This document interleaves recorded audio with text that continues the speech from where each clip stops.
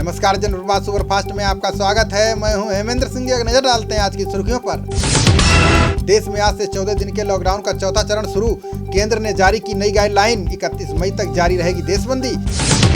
चौथे चरण में कुछ रियायतें दी गई हैं तो कुछ बंदिशें हैं बरकरार। मॉल, होटल, रेल और हवाई यात्रों पर प्रतिबंध रहेगा जारी।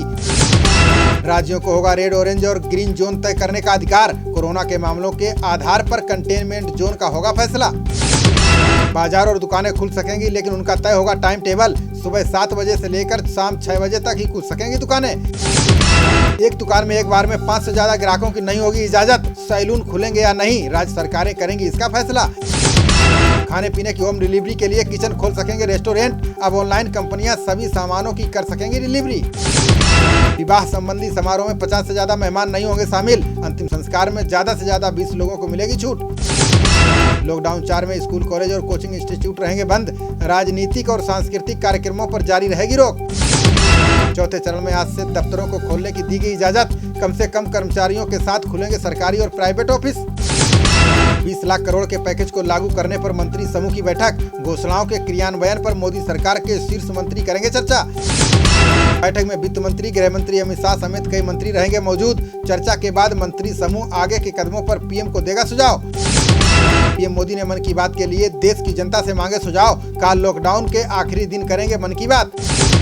कृषि क्षेत्र में सुधार के लिए 2 नए अध्यादेश लाएगी केंद्र सरकार। अपनी उपज कहीं भी बेचने की छूट के लिए बनेगा कानून।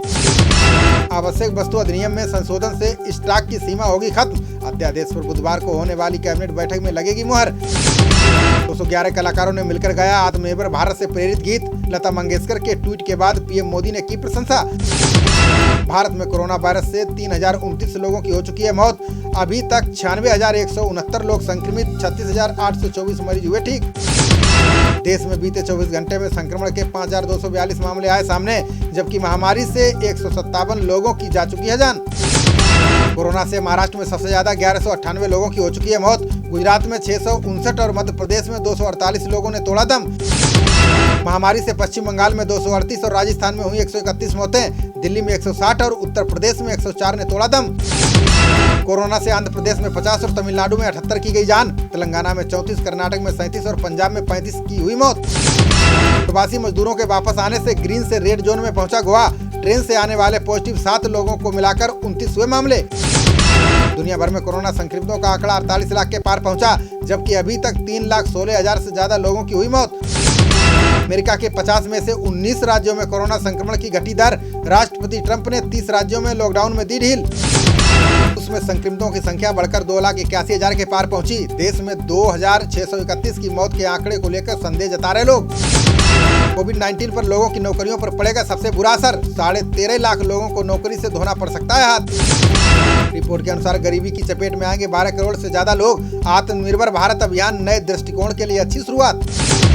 कोरोना पर WHO की भूमिका पर 62 देशों ने उठाए सवाल। निष्पक्ष जांच के लिए सभी देशों के साथ खड़ा हुआ भारत। कोरोना पर चर्चा करने के लिए WHO की आज होगी बैठक। महामारी से निपटने के लिए जारी करेगा नई एडवाइजरी। अमेरिका के विदेश मंत्री माइक पोम्पियो ने चीन पर साधा निशाना। कहा चीन चाहता तो नहीं फैलता कोरोना, राष्ट्रपति ट्रंप तय करेंगे सजा।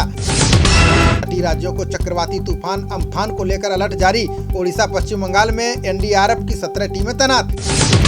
चक्रवाती तूफान अम्फान ओडिशा में ले सकता है भयंकर रूप। 12 जिलों में हाई अलर्ट, मछुआरों को समुद्र में न जाने की सलाह। दिल्ली सरकार ने कोरोना से मरने वालों को लेकर जारी की गाइडलाइन। कहा वायरस से पीड़ित की मौत के बाद नहीं लिया जाएगा सैंपल। दिल्ली सरकार आज करेगी प्रतिबंधों में दी जाने वाली ढील की घोषणा। केंद्र के दिशा निर्देशों के आधार पर तैयार कर रही है विस्तृत योजना। मजदूरों को बसों में भरकर मध्य प्रदेश बॉर्डर पर डंप कर रही है महाराष्ट्र सरकार। पूरी रात एक मंदिर में जमा थे 6,000 से ज्यादा प्रवासी मजदूर।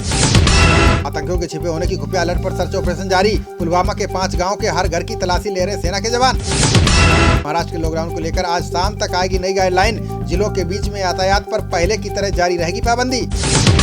दिल्ली बीजेपी आज से शुरू करने जा रही है मिशन अनिवार्य अभियान। मनोज तिवारी बोले 6 लाख सैनिटरी नैपकिन बांटेंगे कार्यकर्ता। महिला पुलिस कर्मियों की मदद से बीजेपी चलाएगी मिशन अनिवार्य, झुग्गी झोपड़ी और गरीब महिलाओं को देगी सैनिटरी नैपकिन। दिल्ली यूपी के गाजीपुर बॉर्डर पर जुटे सैकड़ों की संख्या में मजदूर, पुलिस ने सभी को रोककर बसों से भेजने का दिया भरोसा। मजदूर बोले, बस छोड़िए साहब, हम पैदल ही चले जाएंगे अपने घर। सीएम योगी के निर्देश के चलते पुलिस ने मजदूरों को जाने से रोका। प्रवासी मजदूरों की मदद के लिए आ गया अभिनेता सोनू सूद, महाराष्ट्र के बडाला से यूपी, बिहार और झारखंड के लिए चलाई बसें। जामिया हिंसा मामले में यूनिवर्सिटी का छात्र आसिम मोहम्मद गिरफ्तार, दिल्ली हिंसा में सक्रिय भूमिका निभाने का आरोपी है छात्र। मजदूरों की स्थिति पर केंद्र और राज्यों पर जावेद अख्तर ने साधा निशाना, कल चिलचिलाती धूप में भूखे प्यासे पैदल जाने को मजबूर है श्रमिक। उत्तर प्रदेश में 69,000 सहायक अध्यापक की भर्ती की प्रक्रिया शुरू, ऑनलाइन आवेदन आज से, रिक्त पदों के लिए विज्ञापन जारी। अंडरवर्ल्ड डॉन दाऊद का गुर्गा टाइगर हनीफ नहीं आएगा भारत, ब्रिटिश सरकार ने भारत को प्रत्यर्पण करने से किया इनकार। यूपी के डिप्टी सीएम दिनेश शर्मा ने सभी राज्यों से की अपील, का आपसी मतभेद भूलकर प्रवासियों को पहुंचाएं उनके घर। महाराष्ट्र से मजदूरों को लाने के लिए बंगाल ने 18 ट्रेनों को दी मंजूरी, सीएम ममता ने मजदूरों का किराया देने का किया ऐलान। सीएम शिवराज चौहान ने मुख्यमंत्री ममता बनर्जी को लिखी चिट्ठी, कहा इंदौर में फंसे बंगालियों को ले जाने की करें व्यवस्था।